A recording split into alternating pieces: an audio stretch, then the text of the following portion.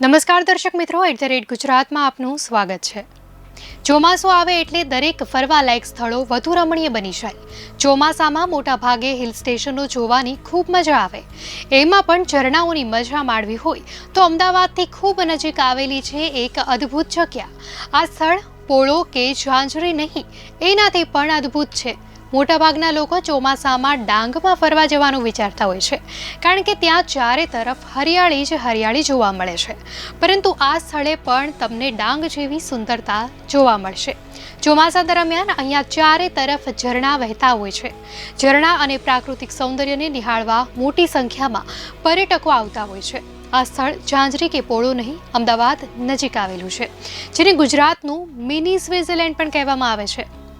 આ સ્થળ અરવલ્લીના ડુંગરોની વચ્ચે આવેલા સેમ્બલ પાણી વિસ્તાર છે। હજારોની સંખ્યામાં અહીંયા પર્યટકો ફરવા આવે છે।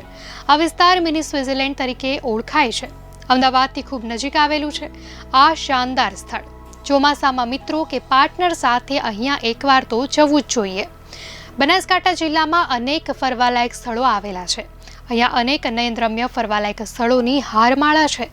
મિની સ્વિટ્ઝરલેન્ડ તરીકે ઓળખાતા સેમ્બલ પાણી વિસ્તાર અંબાજીથી બાલારામ હાઈવે પર અંબાજીથી માત્ર 11 કિમીના અંતરે ડુંગરોના વચ્ચે આવેલું છે। જે પણ લોકો આ સ્થળની મુલાકાત લે છે તેઓ બીજી વાર અહીંયા જરૂર આવે છે।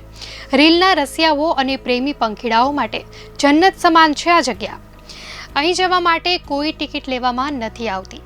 શું તમે જાણો છો આ જગ્યા વિશે? જો તમે ક્યારેય ગયા હોય અહીંયા તો તમારો અનુભવ ચોક્કસ જણાવશો।